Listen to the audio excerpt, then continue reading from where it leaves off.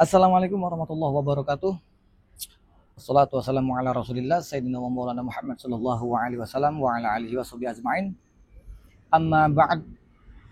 Baik teman-teman, dimanapun teman-teman berada, yang insya Allah dimuliakan oleh Allah Subhanahu wa taala, seperti sesuai dengan doa saya, harapan saya kepada Allah Subhanahu wa taala, semakin hari kalian itu semakin semangat, tambah bangkit, tambah lebih fresh lagi, sehingga sampai benar-benar sampai tambah pulih, sampai benar-benar tambah sampai sembuh total. Itu doa saya kepada Allah Subhanahu wa taala, mudah-mudahan dikabul. Amin ya Allah ya rabbal alamin. Sehingga kalian bisa normal seperti sedia kala. Jumpa lagi bersama saya Bang Andi, tentunya saja di channelnya tentang seputaran gangguan asam lambung, anxiety psychosomatic disorder ya teman-teman.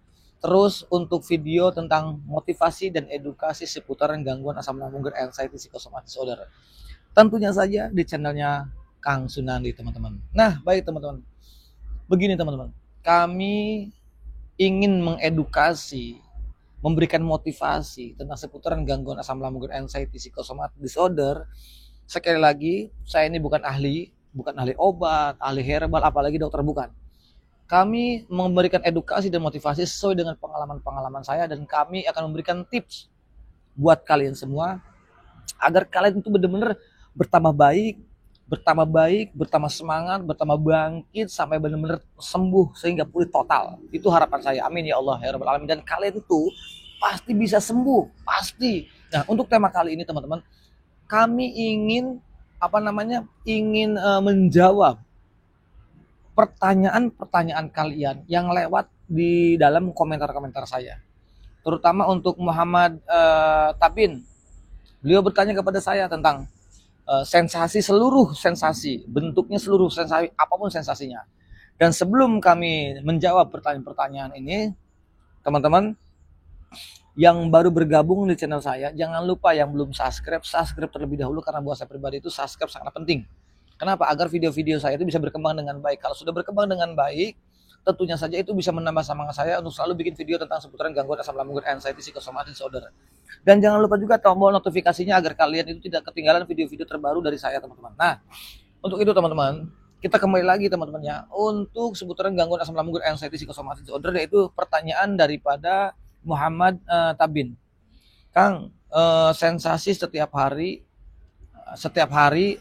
atau setiap minggunya banget, ya, mengganggu banget, cemas terus, apalagi kalau ada yang M.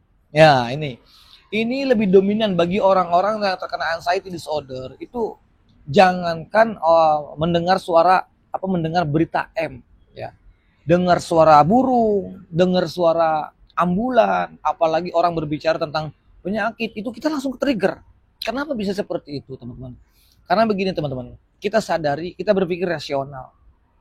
Sebenarnya kendala kita itu, kalian harus bisa sadari dulu teman-teman. Kalian itu lagi merasakan mentalnya benar-benar lagi down banget. Mental kita nih ada something wrong, ada masalah nih. Gitu kan ya. Di mental kita. Makanya kita kenapa mendengar berita M, kita langsung ke trigger, mendengar suara obrolan orang berbicara tentang penyakit ini, kita langsung takut.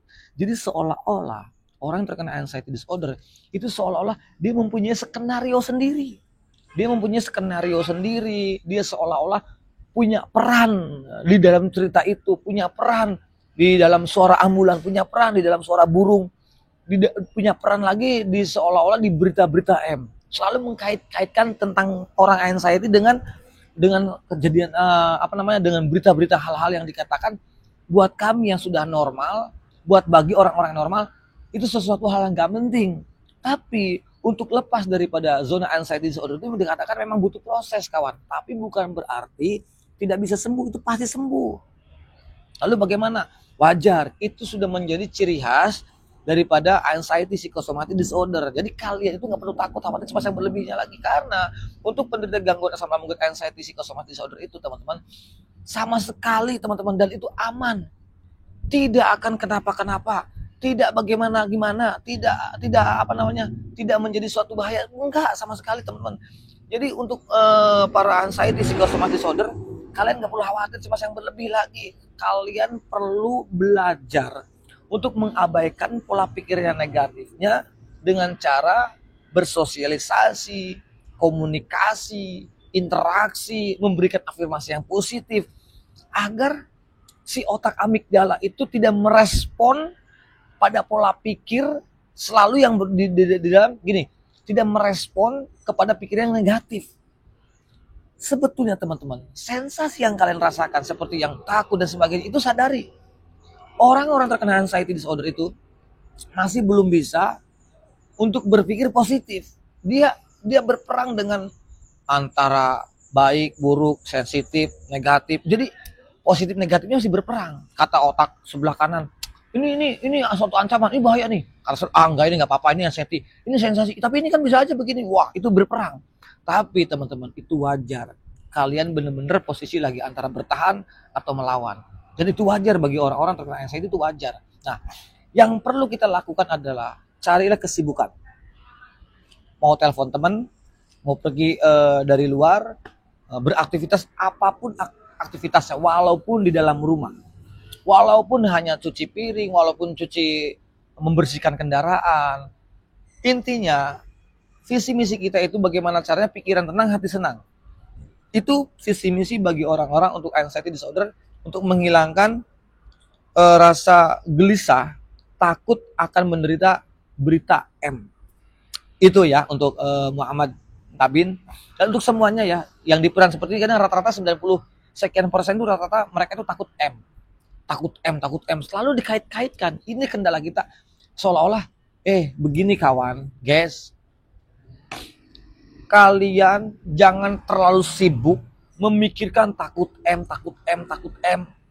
Kalian itu terlalu sibuk memikirkan takut M, sehingga kalian lupa untuk hidup. Stop kalian berpikir takut M. Nanti kalau seolah-olah belum siap. Saya juga paham. Orang-orang yang terkena anxiety disorder itu lebih dominan, semua manusia itu takut yang namanya M. Tapi beda dengan orang anxiety disorder. Kenapa? Dia terlalu dihayati, dia terlalu dijiwai. Itu kesalahannya. Jadi seolah-olah orang yang paling menderita, orang yang paling dikatakan yang paling merasa gundah gulana, seakan-akan nih, wah ini udah nggak ada, kayaknya nggak lama lagi, dan selalu perasaan seperti itu, selalu mellow terus. Abaikan pola pikiran negatifnya, dan itu kalian harus belajar kawan. Gitu, harus belajar. Kenapa? Karena awalnya juga saya juga nggak tiba-tiba ada bim salah bim ada kadabro, enggak. Semuanya butuh proses. Tapi itu bisa sembuh dengan cepatnya dengan cara terus kalian lakukan dengan cara beraktivitas, bersosialisasi. Tujuannya untuk mengalihkan pikiran terhadap sensasi. Abaikan pola pikir negatifnya. Kurangi rasa takut kamu, rasa khawatir cemas kamu yang berlebih itu. Begitu. Jangan terlalu dipikir. Karena apa? M itu bukan wilayah kita. Itu sudah ada yang mikirin. Ngapain kita harus repot-repot memikirkan takut M. Kita rasional saja. Syarat M itu nggak harus sehat. Syarat M itu nggak harus sakit. Syarat M itu nggak harus tua. Gitu. Jadi kalian harus berpikir rasional. Sudah stop. Kalian pikirkan masa depan kalian. Lihat anak istri, lihat suami, lihat keluarga, lihat saudara-saudara kita, lihat teman-teman kita yang mereka butuh kalian, dan kalian harus semangat. Kalian itu berperan penting bagi mereka kawan. Nah itu untuk Muhammad Tabin ya. Gitu. Jadi intinya kawan-kawan, guys, kalian itu berperang melawan pikiran, perasaan, dan kolbu, hati kalian sendiri, begitu. Yang bertahun-tahun dan melakukan sendiri, sifat kelakuan sendiri. Secara berpikir kalian ini sendiri meledak, jadi pas begitu hari haknya apa sendiri. Jangan menjadi suatu beban. Abaikan pola pikir negatifnya. Kurangi rasa takut khawatir cemas kamu yang berlebihnya itu. Jadi jangan menjadi suatu anxiety itu kendala. Aduh, anxiety itu kendala. Jangan, itu tantangan buat kamu, dan benar-benar kamu ini akan menemukan jalan dengan cerita seperti ini. Sehingga kalian bisa terbebas daripada zona anxiety disorder. Itu akan bisa membuat menjadi jalan cerita. Kayak saya. Sekarang saya menjadi penyintas. Saya bisa mengedukasi, memberikan motivasi. Karena dulu saya juga sama seperti kalian. Bagaimana terhadap tidak nyamannya, terhadap sensasi. Apalagi di jam-jam 4, jam 5 mendekati maghrib. Itu sensasi yang sangat horor. Subtensi yang sangat horor banget bagi orang-orang terkena anxiety. Apalagi cuaca mendung, menjelang mau maghrib, waduh melau, sedih, gula-gulana, meratapi, selalu ada. Itu bagi orang-orang terkena anxiety. Semangat guys, jangan takut.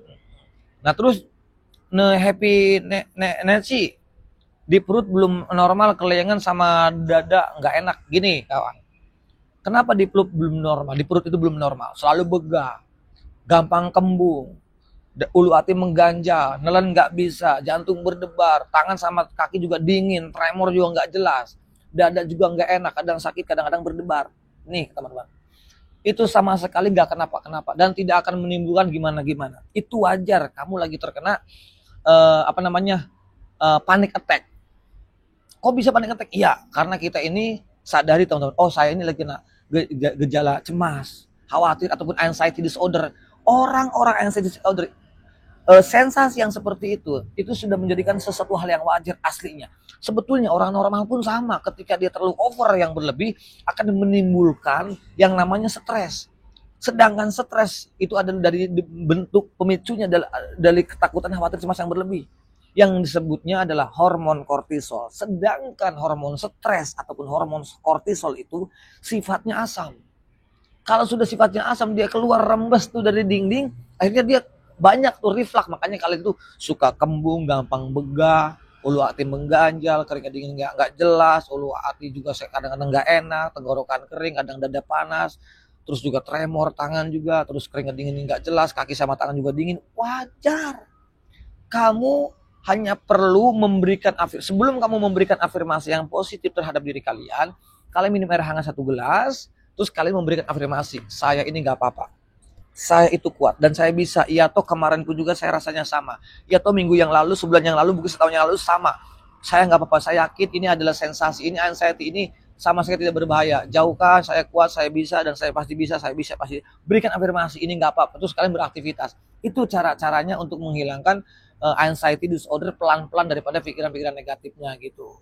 Terus ada pun juga daripada Marcel, Bang, tipsnya dong, tiba-tiba di lampu merah nih rasanya gelisah, mau seperti kayak mau pingsan, anxiety kambuh.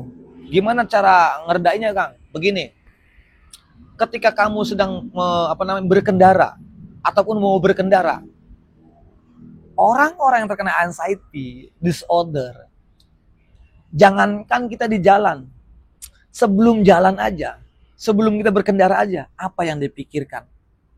Nanti kalau saya sendiri, kalau di jalan saya jatuh gimana? Kalau tiba-tiba pingsan bagaimana? Kalau tiba-tiba saya dadakan bagaimana? Nanti nggak ada yang nolongin ini. Dia berpikirnya belum rasional. Dia berpikirnya masih tentang halusinasi, yang tentang ketakutan, kekhawatiran, yang itu 99,9% tidak akan pernah terjadi. Jadi, guys, buat kalian yang terkena asam lambung, GERD, anxiety, psychosomatic disorder, teman-teman ya, 99,9% apapun yang kalian khawatirkan tidak akan pernah terjadi, guys. Sadari itu.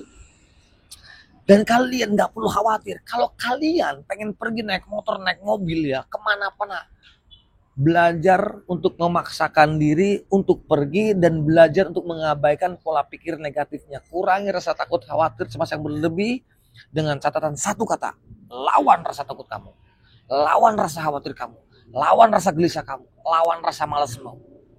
Wajib dilawan agar kalian bisa terbebas daripada zona anxiety disorder, kawan. Itu. Adapun juga daripada siapa nih? Arbi Arizkon, sudah bisa cuek, tapi setelah aktivitas masuk kamar kayak bejibun sensasinya, seolah kayak reoni. Wajar. Kenapa? Makanya orang-orang yang terkena anxiety disorder pantang yang namanya rebahan, pantang yang namanya melamun sendirian. Bagi kalian siapapun ya yang terkena anxiety disorder, pantang yang namanya sendiri, melamun, rebahan, meratapi, merasa-rasakan sensasi, menyamak-nyamakan sensasi, pantangan, dan nggak boleh kalian melakukan itu. Hal yang nggak baik bagi orang-orang anxiety disorder. Jadi untuk kalian itu sebetulnya yang dibutuhkan adalah seorang teman yang bisa mengerti, yang memahami. Kalian tuh hanya perlu beraktivitas, walaupun kalian harus pura-pura baik-baik saja, pura-pura bahagia, pura-pura seneng, walaupun sensasinya berjibun, entah itu di dalam kamar, entah itu di tempat orang banyak, nggak apa-apa. Kalian hanya perlu mengabaikan pola pikir negatifnya dengan cara pura-pura baik-baik saja. Karena kalian bersosialisasi, komunikasi, interaksi itu penting banget bagi orang-orang yang terkena anxiety disorder. Jadi kalian itu jangankan harus abaikan pola pikir negatifnya, nggak langsung bisa langsung diabaikan, ini nggak bisa mengabaikan pola pikir negatifnya. Itu ada proses. Dengan caranya apa? Bersosialisasi, komunikasi, interaksi, beraktivitas itu penting buat kalian. Ketika waktu pengalaman saya, ketika saya terkena panic attack ataupun sensasinya berjibun ataupun lagi reuni, itu saya telepon teman, di mana bro? Saya mau ngopi, saya datang. Wah, walaupun ya keringat dingin, tremor, takut, khawatir, karena saya mau sembuh, saya lawan rasa takutnya, lawan rasa khawatirnya. Kalau kita ketika sensasi yang timbul dan ada, terus muncul, kami diem aja, hanya dirasa-rasakan. Akhirnya apa? Pindah ke otak. Waduh, nanti jangan-jangan A, jangan-jangan B, jangan-jangan C. Selalu jangan. Akhirnya apa? Baper lagi tuh. Lari ke perasaan lagi. Perasaannya jadi nambah gak enak aja nih. Waduh, tuh, jangan-jangan. Terus gimana nih? Waduh. Jadi dari keperasaan ke hati lagi, timbul lagi. Sensasinya timbul lagi, ada dipikir lagi, perasaan lagi, ke sensasi lagi, dipikir lagi, timbul lagi, ke perasaan lagi. Begitu yang disebutnya yang namanya lingkaran siluman, atau pada umumnya adalah lingkaran setan. Ini kawan, gitu Kang. Ini dari Santa Putri 8775. Kang setiap hari ini pikiran selalu takut, gak pernah mandi. Soalnya kalau mandi takut banget pikirannya kemana-mana. Paham? Kamu di kamar mandi, ya kan? Sebelum kamu melakukan ritual mandi, itu yang sebelum kamu lakukan, pikiran kamu sudah, saya takut jatuh di kamar mandi. Nanti kalau jatuh, masa saya harus di dalam kamar mandi? Nanti kalau saya lagi di kamar mandi, keadaan telanjang, banyak rame, aduh malu. Itu yang ada di pikiran kalian. Jangan. Dulu saya kalau mandi seminggu sekali, teman-teman, saya kalau mandi dulu 1 minggu 1 kali, itu pun di siang hari, siang bolong, itu pun pakai air hangat. Aduh, bayangkan. Karena takutnya apa? Di pikiran saya, ya gitu. Saya takut kalau mandi ininya pecah, darahnya nanti gimana ya? Walu nanti gimana ya? Itu selalu berpikirnya begitu. Nanti kalau tiba-tiba saya pingsan ataupun di kamar mandi, terus nanti keadaan telanjang, nanti gimana? Aduh, jauh banget sehingga tidak bisa berpikir dengan rasional. Itu bagi orang-orang yang terkena anxiety disorder. Jangan. Kamu lawan, kamu gak perlu takut kok. Itu tidak akan terjadi. Kalau kamu takut dengan jatuh, kamu sediakin kursi di kamar mandi, kamu mandi sampai duduk. Udah, kamu belajar. Dan itu wajib kamu harus lakukan. Abaikan pola pikir negatifnya gitu ya untuk Santa Putri. Nah, untuk Abang 1910 yang paling awet itu sudah berbulan-bulan dua dada dan badan gak seimbang, seperti kayak mau jatuh hari demi harinya. Agak lain Bang Andi. Baik, orang-orang terkena anxiety disorder itu pandangannya aneh, seperti kayak mimpi gak mimpi, pandangan kayak kurang nyata. Itu wajar, itu namanya bentuk respon tubuh yang disebutnya gejala psikosomatik. Ketika gejala psikosomatik yang terkenal 1001 sensasi, kamu cek ke dokter, cek periksa, tidak akan ditemukan tidak akan terdeteksi apa-apa. Dan dokter pun tidak akan mendiagnosa dengan ini nggak ada. Pemicunya semua gejala psikosomatik itu daripada pikiran yang kita ini terlalu over, pikiran kita terlalu lebih. Karena orang-orang terkena anxiety disorder itu tidak bisa berpikir dengan rasional. Itu kesalahan kita. Jadi nggak apa-apa, kamu perlu mengabaikan. Jangan terlalu baper. Hanya saja kalian itu penting untuk belajar untuk memperlakukan diri kamu seperti orang normal. Belajarlah dan perlakukanlah diri kalian seperti orang normal. Jangan memperlakukan diri kalian seperti orang sakit. Itu saja kuncinya. Untuk juga Assalamualaikum Kang, untuk Muhammad Hamid. Assalamualaikum Kang. Waalaikumsalam Bang. Saya divonis anxiety, panic attack. Kalau sudah divonis panic attack, anxiety, ujungnya ke psikiater, artinya kalian itu berarti dengan datang ke dokter spesialis penyakit dalam, kamu itu tidak ditemukan penyakit kecil, tidak ditemukan apalagi yang besar gitu. Berarti tandanya tubuh kamu normal, tubuh kamu fine, kamu baik-baik saja. Yang menjadi masalah itu adalah psikis kalian, pikiran kalian. Yang selama ini kalian itu terlalu egois, memikirkan dengan ketakutan, kekhawatiran yang gak jelas, cuman gara-gara sensasi. Guys, sensasi yang timbul dan yang muncul, ya, sensasi yang muncul, jangan pernah mengkait-kaitkan ketika sensasi muncul dengan sesuatu penyakit apapun. Karena sensasi yang muncul di dalam diri kalian itu tidak ada hubungannya dengan penyakit apapun. Anxiety, psychosomatic disorder, dan hipokondria itu kawan, guys, itu bukan penyakit. Perlu diketahui buat kalian. Anxiety disorder, sensasi apapun, itu bukan penyakit. Itu hanyalah bentuk respon tubuh yang berasa, sensasi yang tumbuh, yang ada di dalam diri kita itu diakibatkan pemicunya adalah pikiran kita yang selama ini terlalu overthinking, yang selalu berlebih. Ketakutan, khawatir. Karena orang-orang terkena anxiety disorder itu 3 hal yang belum siap. Ujung-ujungnya dia tuh takut belum siap terkena penyakit berat, belum siap terkena penyakit kronis. Itu selalu seperti itu pikirannya. Jangan. Jadi, abaikan hal-hal yang dikatakan selalu disanggut pautkan, selalu disama-samakan dengan sensasi. Jangan-jangan. Larangan dan tidak boleh kalian itu mendiagnosa diri sendiri. Bagi orang-orang yang terkena anxiety disorder, dilarang yang namanya mendiagnosa diri sendiri.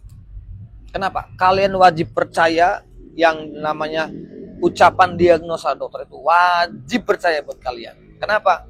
Karena dokter itu sangat luar biasa, memberikan yang terbaik untuk pasien-pasiennya, dan kalian harus terima itu. Gitu. Karena sesungguhnya teman-teman, gangguan asam lambung, GERD, anxiety, psychosomatic disorder itu tidak berbahaya. Kalian nggak perlu takut. Tenang guys, saya yakin kalian tuh pasti sembuh. Total. Cepat atau lambatnya, kalau kalian pengen cepat ya, pengen cepat sembuhnya daripada zona anxiety disorder, kalian terapkan metode-metodenya.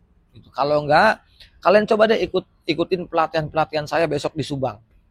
Nah, paling tanggal 26 ataupun tanggal 23 itu paling lambat untuk pendaftarannya.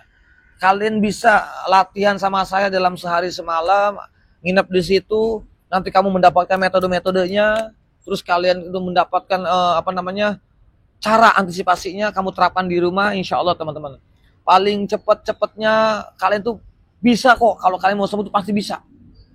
Itu saya jamin bisa, karena yang sudah-sudah pengalaman saya, oh ternyata mereka bisa, alhamdulillah. Sedikit demi sedikitnya kita harus berjuang membebaskan Indonesia daripada zona anxiety disorder. Karena sesungguhnya yang dibutuhkan oleh kalian bagi orang-orang terkena anxiety disorder itu adalah seorang teman yang mengerti, yang bisa mengerti tentang kalian, seorang yang bisa memahami tentang diri kalian, yang bisa menerima ngadu keluh kesah kalian terhadap sensasi. Tapi larangan bagi orang-orang anxiety disorder bercerita ataupun curhat kepada terhadap sensasi kepada seseorang yang mereka tidak pernah mengerti tentang anxiety disorder. Dilarang dan nggak boleh. Jadi kita berceritalah kepada orang-orang yang mengerti tentang anxiety disorder, itu nggak apa-apa. Karena apa? Khawatirnya kalau kalian bercerita, sekalipun itu pasangan kamu, sekalipun itu orang tua kamu, ya, kalau mereka nggak ngerti, itu akan membuat kamu ke-trigger. Maka guys, buat kalian semuanya, ya, yang orang yang terkena anxiety disorder, maka sebetulnya kalau kalian cari obat itu salah. Yang dibutuhkan oleh kalian adalah seorang teman yang bisa mengerti dengan kalian, yang bisa memahami kalian. Itu buat mereka itu bebannya kayak gue ngadu begini, kayak seolah-olah enteng, kayak nggak punya beban. Bayangkan kawan, guys, kalian setiap harinya cerita curhat, seolah-olah keluar tuh unek-uneknya sama teman, saudara yang bisa mengerti tentang diri kalian. Terus setiap hari, seminggu, sebulan, yakin kalian cepat proses untuk sembuhnya. Sebetulnya kalian tuh bukan butuh obat, butuh herbal, bukan. Tapi yang dibutuhkan oleh kalian adalah, mohon maaf, seorang teman yang bisa mengerti, yang bisa memahami tentang diri kalian. Karena pemicunya itu banyak. Orang anxiety cuma 4 perkara, cuma kebanyakan dari trauma dan depresi itu. Oh iya. Ini penting buat kalian. Dan vitamin yang paling jitu untuk orang-orang yang terkena anxiety disorder adalah healing.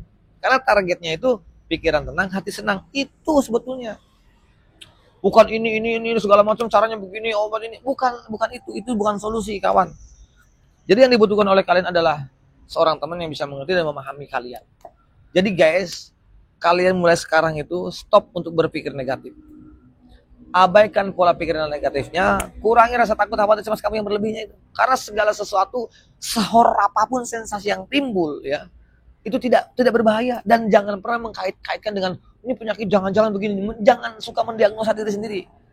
Dan kalian itu dipantang untuk rebahan di siang hari, tiduran, bermalas-malasan. Udah sekarang kalian kalau pengen bangun, pengen pergi daripada zona anxiety disorder, wajib memantang untuk tidak banyak rebahan, untuk tidak banyak tidur-tiduran. Kalian perbanyak yang namanya beraktivitas di siang hari. Mulai dari pagi, kita di program nih, tidur lebih awal, jam 10 paling malam, jam 10 tidur. Terus bangun pagi, kamu mandi. Ya, syukur-syukur pakai air hangat. Syukur-syukur pakai air dingin, jangan pakai air hangat. Kalau bisa. Setelah itu kamu sarapan, boleh. Nggak sarapan terus langsung olahraga, boleh. Olahraga sambil berjemur, olahraga. Jalan kaki saja, olahraga. Itu buat bagus untuk mengembalikan hormon untuk menyetabilkan hormon kortisol. Ataupun mengembalikan hormon bahagia, hormon serotoninnya. Makanya rata-rata orang-orang terkena anxiety disorder itu, mereka tuh susah untuk bahagia, susah untuk ceria, susah untuk senangnya. Susah, kenapa? Hampir hormon bahagianya nggak ada. Hormon serotoninnya hampir dikatakan nggak ada. Makanya untuk bahagia itu nggak bisa. Mana kita yang dulu itu suka humoris, yang dulunya suka jahil, yang dulunya suka, ya pokoknya suka jahil banget deh sama teman tuh, gampang bercanda mudah. Sekarang kita terkena anxiety disorder hanya bisanya, walaupun di kumpulan orang-orang teman-teman kita tuh pada senang-senang, happy, bahagia. Orang terkena anxiety hanya kepaksa. Pikiran dan hati perasaannya itu lagi galau. Mikirin, apa yang dipikirinnya? Satu yang mikirin, ini sensasi kenapa lagi? Ini penyakit apa sih? Ya seolah-olah mereka itu orang paling menderita. Itu tuh yang terlintas di pikiran bagi orang-orang yang terkena anxiety. Nah itu, maka kalian tetap harus belajar untuk mengabaikan pola pikir negatifnya, kurangi rasa takut, khawatir, cemas kamu yang berlebih. Cuma satu kata, lawan gelisah kamu, takut, khawatir, cemas yang membuat kamu itu dikatakan jadi malas segala-galanya. Nggak boleh malas, jangan terlalu banyak rebahan, kalian harus perbanyak beraktivitas, bersosialisasi, komunikasi, interaksi seperti olahraga, komunikasi di mana ya pura-pura bahagia, kamu nongkrong seakan-akan kita baik-baik saja. Udah itu obatnya bagi untuk orang-orang yang terkena anxiety disorder. Semangat teman-teman. Kalian nggak boleh menyerah. Kunci pertama untuk mengembalikan kita normal lagi, satu, semangat. Yang kedua, jangan pernah menyerah sedikit pun. Ketika kalian menghadapi untuk masa pemulihan, ketika ada sensasi, wajar. Sensasi nggak langsung hilang, nggak mudah membalikan tangan terus dia langsung hilang sensasi, nggak. Pelan-pelan, step by step, tapi pasti paling cepat kamu 1 bulan. Terus terapkan, insya Allah pasti bisa. Tanpa obat, tanpa herbal. Itu, jadi kalian nggak perlu takut. Itu saja dulu teman-teman yang bisa saya sampaikan. Yang baik datang dari Allah Subhanahu wa taala, yang direct dari saya pribadi. Al-insanu makhluqun khata'an lisan. Saya manusia biasa, masalah khilaf, dan mohon maafnya barang saya salah kata. Akhir kalam, assalamualaikum warahmatullahi wabarakatuh. Salam sehat selalu dan tetap semangat. Assalamualaikum.